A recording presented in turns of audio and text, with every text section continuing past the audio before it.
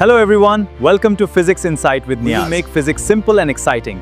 Subscribe now and let's explore now and let's explore. Assalamu alaikum, it's me Niaz, and today we're discussing about the MCQ.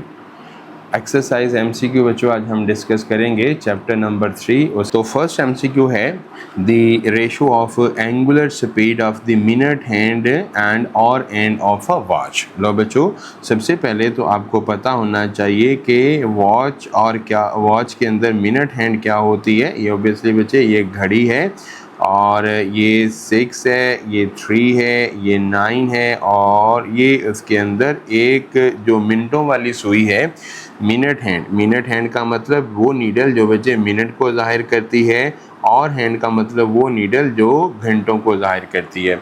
हमने बच्चों एक formula इसका पढ़ा था, यहाँ पे भी मैं लिख देता हूँ कि time period is equal to 2 pi over omega होता है। और अगर यहाँ से बचे कि टाइम पीरियड इन्वर्सली प्रोपोर्शनल होता है किसके, एंगुलर वेलोसिटी के। तो मैं यहाँ पे अगर इससे मैं लिखता हूँ, यहाँ पे देखना ज़रा कि हम लिख सकेंगे कि angular velocity omega 1 over angular velocity omega 2 और ये टाइम पीरियड के इन्वर्स होगा, यानी कि इधर ऊपर ओमेगा 1 है, नीचे ओमेगा 2 है, तो इधर आपके पास 2 आ जाएगा, इधर क्या आ जाएगा 1 आ जाएगा।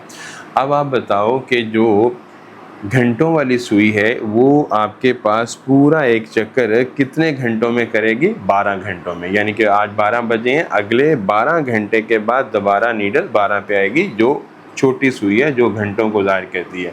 और जो मिनटों वाली सुई है वो 1 घंटे के अंदर अपना रोटेशन, तो हमारे पास पहले कितना है मिनट, तो मिनट वाली सुई जो है वो 1 घंटे में कंप्लीट करती है। और जो यानी कि यहाँ पे नहीं, पहले हम लिखेंगे मिनट। मिनट वाली जो सुई है वो आपके पास बच्चे क्या करती है, इसको दोबारा लिखिएगा। मिनट वाली सुई जो है वो 12, यानी कि पहले हमने लिखना है मिनट हैंड ना, तो मिनट हैंड T1 और T1 नीचे है ना, ऊपर T2। जो घंटों वाली सुई है वो 12 घंटे में एक रोटेशन करेगी और जो मिनटों वाली सुई है वो 1 घंटे में। तो इसका जो एग्जैक्ट आंसर आ जाएगा वो 12:1 आ जाएगा, यानी कि तो इसका जो करेक्ट ऑप्शन है वो कौन सा बनेगा, ये वाला इसका करेक्ट ऑप्शन बन जाएगा। ओके, उसके बाद हम बात करते हैं a body travelling in a circle at a constant speed. जो भी बॉडी बेटे सर्कल में मूव कर रही होती है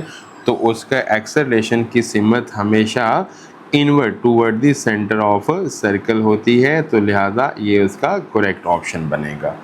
a stone will at the end. अब हमने पहले भी मैंने आपको MCQs में और सॉरी जो शॉर्ट क्वेश्चन है उसमें भी बताया, न्यूमेरिकल में भी है कि अगर एक स्टोन बचे इस तरह से हम उसे घुमा रहे हैं तो टॉप के ऊपर और बॉटम के ऊपर टेंशन मैक्सिमम होती है और टॉप के ऊपर मिनिमम। तो यहाँ पे बच्चों क्या पूछा हुआ है, मिनिमम, तो minimum at the top of circle. अगर मैक्सिमम पूछा जाए तो बॉटम ऑफ सर्कल, मिनिमम पूछा जाए तो टॉप ऑफ सर्कल। आगे लिखा हुआ है कि every point of the rotating rigid body, कि अगर एक बॉडी है बेटे वो रोटेट कर रही है तो जाहिर बात है उसके अंदर जितने भी पॉइंट हैं उन सभी की जो एंगुलर वेलोसिटी है वो सेम होगी। हाँ, लीनियर वेलोसिटी सबकी डिफरेंट होगी क्योंकि वो सारे डिफरेंट पॉइंट पे हैं। ये क्वेश्चन आपके शॉर्ट क्वेश्चन के अंदर भी है। तो यहाँ पे जो ऑप्शन आएगा एंगुलर वेलोसिटी का पूछा है, तो एंगुलर वेलोसिटी बच्चों सेम होती है हर पॉइंट की। उसके बाद है मिनिमम नेसेसरी वेलोसिटी, जो हमने क्रिटिकल वेलोसिटी की डिफाइन भी पढ़ी कि मिनिमम वेलोसिटी जो बच्चे रिक्वायर्ड होती है किसी भी सैटेलाइट को ऑर्बिट में घुमाने के लिए, उसको हम ऑर्बिटल वेलोसिटी या हम क्रिटिकल वेलोसिटी का नाम देते हैं। तो ये उसका करेक्ट ऑप्शन है।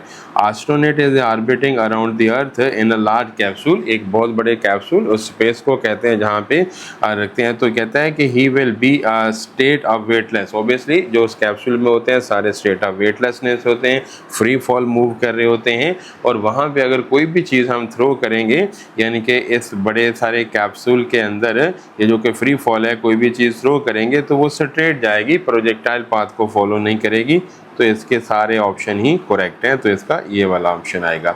उसके बाद है an object in a uniform circular motion makes a 10 revolution। लो बेटे 10 revolution 2 सेकंड में बना रहा है, तो आपके पास फ्रीक्वेंसी क्या होगी? फ्रीक्वेंसी बचे number of revolution of time, तो 2, तो इसका मतलब है कि इट्स फ्रीक्वेंसी कितनी आ जाएगी? 5 हर्ट्स आ जाएगी। तो ये उसका सिंपल सा आंसर है।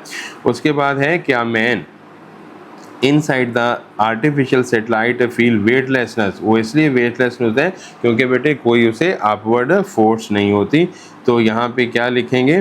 Balance force of attraction due to moon are equal to the, क्योंकि वहाँ पे जो ग्रेविटी होती है वो बेसिकली सेंट्रीपिटल फोर्स का काम कर रही होती है, तो कोई फोर्स उसे नहीं खींचती, अपवर्ड फोर्स कोई नहीं होती।